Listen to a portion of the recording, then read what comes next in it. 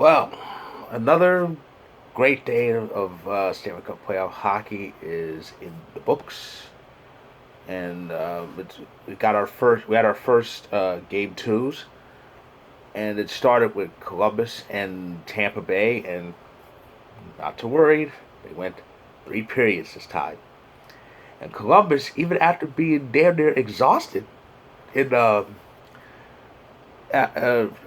after that five overtime thrower, they managed to bounce back, get muster up some of that energy, that Yankee ingenuity, and beat the Lightning 3-1 to even things up. So yeah, behind 2 goals from Pierre-Luc Dubois, he's been everywhere this postseason, hasn't he? And another great goaltending effort by Jonas Corposalo, 36 saves, giving him a grand total of, get this, 121. 121 saves in this series. It's only 2 games. That's 60 and a half saves per game. Oh, my goodness. Now, we did get overtime for the third straight day, but this one wasn't as long. It's the first single overtime game of the first round, and it went to Vegas. Vegas faced the Blackhawks in game two, and it was a pretty crazy game. Just the Knights looked like they were gonna really control this. They were up 2-0 to start, but then Chicago kind of bounced back, and it ended up being 3-3 after 40 minutes, and that same score after 60. And so they went to the OT, and 7 minutes to change in. Riley Smith put it in. His first career playoff OT goal. So Vegas has a commanding 2-0 lead.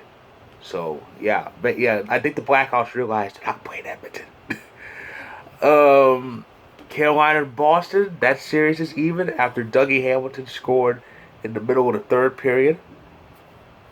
And so that's gonna be interesting. Though Tuukka Rask kind of rubbed me the raw blade with his comments, saying, "Well, it's not really playoff hockey because there's no fans." This is what I've been saying. This is what I've been saying. Boston was completely complacent this whole time. We saw it in the round robin. They were the only team not to get a point, and now even Rask is voicing his adamance, his apathy. Adamance, that's the wrong word. His apathy about this whole thing. Well, there's no fans, so who cares? You can't say things like that, especially in something as heated and passionate as the Stanley Cup playoffs. No, you can't say things like that. And Dallas made me mad tonight because I'm watching this game, and Dallas was up 4-2, but then Calgary came back and tied it. So I'm watching the clock straight down. I'm thinking, ooh, more overtime and late night too. But Jamie Oleksiak, with 40 seconds I put it, I went, no more overtime, no overtime. Dang it! I really wanted overtime. I did. I was hoping for some overtime, but Dallas took care of business, and now that series is 1-1. So, yeah. So Dallas did win, and I have to get this out of the way.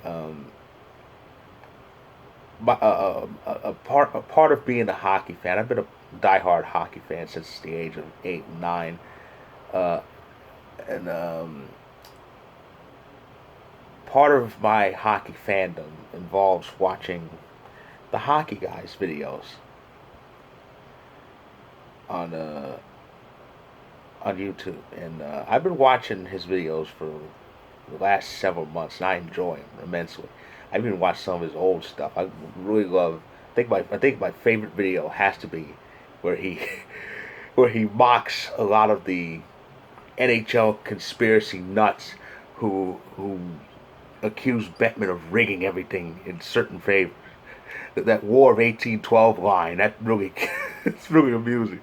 He came out with it back about 2 years ago. This is back when Vegas and Washington right before they were about to run into each other in the final, and it was really funny. He was just mocking all these conspiracy nuts, and another line I love from one of his videos. Another, well, not line, but another thing that I love was when he was from his video about the 2014 Kings, their cup run. He again mocked conspiracy nuts because I think he's, according to him, a lot of these crazy people went, well, it's L.A. It's L.A. and New York because of course it is. Bettman rigged this whole thing to have the two big markets face each other, and he said that's why. And they would say, well, that's why Canadian teams can't win anything because Bettman hates Canada. No, Canadian teams can't win anything because most of them, if not all of them, suck. Think about it. 26 years at the moment since they've won a cup. Uh, they haven't been to a final since 2011, and they haven't been really close since Ottawa got to double overtime in 17. So, yeah, they're just not good enough. And if they are, there's other teams. There's teams in the U.S. that just happen to be better. So, and I said closest. Remember, it was a year later that the Jets made it to the Western Conference Final, but they only won one game. So Ottawa was closer, much closer that year before. So I'm mentioning the hockey guy because I just watched a recent video of his where he he's vented about how YouTubers have people on YouTube have commented negatively about his reviews on Boston Bruins games. I know that's one of the three teams he goes for: Bruins, Canucks, of course, and Dallas. And when I watched Dallas, I thought, well, he's gonna enjoy that. He's gonna enjoy it because Dallas won, and it's a good momentum for the Stars. But I watched this video, and I am so pissed at hockey at some hockey fans that would make him not enjoy watching the great sport of hockey, especially during playoff time. With this whole with this whole the NHL loves the Bruins and they're giving them everything. There's no proof of that. If the Boston Bruins are getting handed everything, how come they've only won one cup in the last decade? Now they've been to two finals, but they've lost them both, and in grand fashion. I watched 13, okay, Game 6, and I remember that game. It was crazy. Of course, Chicago was up 3 games to 2, but Boston was getting that game 2-1 late. And my thought was, well, they're forcing Game 7, and then Brian Bickle ties it up. I go, well, okay, they're going to overtime because it was like time was running down, and then Bogan gives the lead. I thought, wow, they want this cup now, don't they?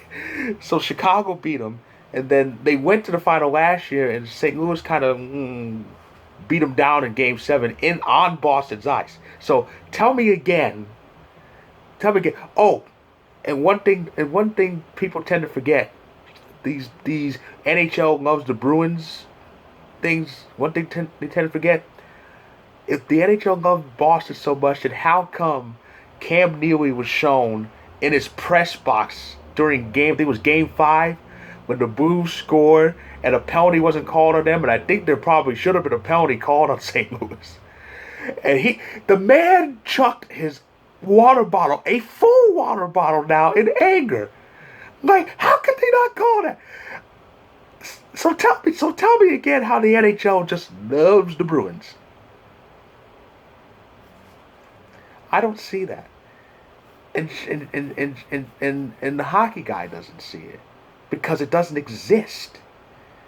I don't think the league has any bias towards or against any team. People tend to believe there's favoritism towards Pittsburgh because of Sidney Crosby, towards Washington because of Ovechkin. Some say towards Toronto because they're the biggest city in Canada. Even recently, people try to say, well, the lottery was rigged. They wanted New York to win it because they're the big market. People make up stuff about everything, and I don't like the fact that they've made him not enjoy this great sport. there's one thing we as hockey fans need to do, it's stick together. Because we've been through a lot. We've been through a lot in the last, like, mm, decade and a half, 20 years. Okay? Hockey was really great, and then the lockout happened. And we missed a full season of hockey. And, when it came back in 2005-06, the disrespect got worse because people were saying, "Well, nobody cares about hockey. Hockey's not even a major sport." They put soccer, golf, and yes, tennis over hockey, and it pissed me off so much.